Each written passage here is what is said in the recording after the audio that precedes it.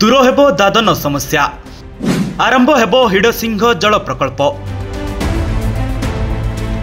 क्षेत्र फलिबो सुनार फसल चाषी मुहरे फुटी उठिब हस अनुगुल रे एबे परिवर्तनर स्वर चाषी स्वप्न को साकार करिबो हिडसिंह जल प्रकल्प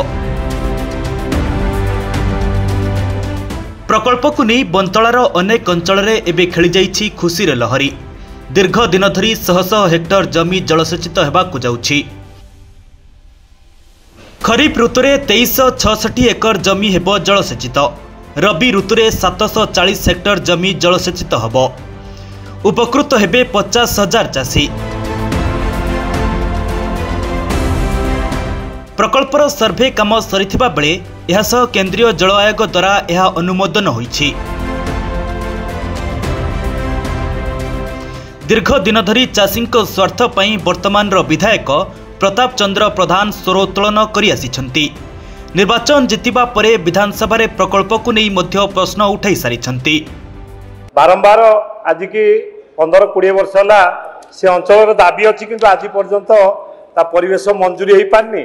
बारंबार जिते आंदोलन हो जनसाधारण को से अंचल जनसाधारण को मिथ्या कथा कहुँ तेणु मोर कहवा कथा बर्तमान आम सरकार रे बर्तमान या तुरंत कार्यक्रम करा जाओ जहाँ अनुगुल ब्लॉक रो अनुगुल जनसाधारण गोटे डिमांड अच्छी एवं जो चाषी मैंने से जलसेचन सुविधा ना जो चाषी से बंतला अंचल गोटे कृषि प्रवण एरिया जोटी की चाष उपरे निर्भर करती तेणु मोर दाबी है मोर अनुरोध है ये कार्यक्रम भी किंतु तुरंत हम जहाँ माननीय मंत्री महोदय कहते मुझे जरिया अनुरोध करुच्ची तुरंत कार्यक्रम भी जो भी अटकी कमटी तार करी तुरंत कार्यक्रम कर माननीय मंत्री माननीय विधायक प्रताप चंद्र प्रधान को मुझे बहुत बहुत धन्यवाद देवी।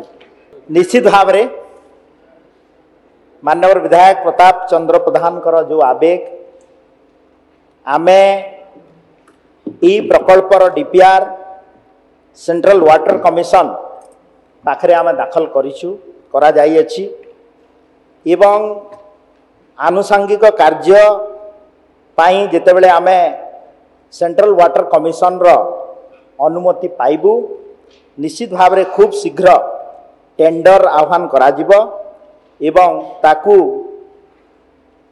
ठीक समय सीमा मध्य कार्यकारी करा जिवो एवं माननीय मुख्यमंत्री मोहन चरण माझी सरकार रे जल विनियोग उपरे आमे आमर निर्दिष्ट कार्यक्रम रही एवं तांकर यहाकू त्वरान्वित करने सरकार पक्षरु विहित पदक्षेप ग्रहण करा।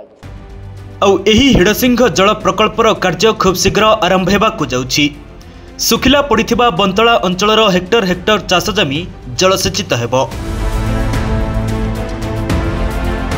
पूर्व सरकार रे अनुगुल रे दादन समस्या एक मुख्य प्रसंग पलटिथिला किंतु जमी जलसेचित हेबा द्वारा रोजगारक्षम हेबे स्थानीय बासिंदा।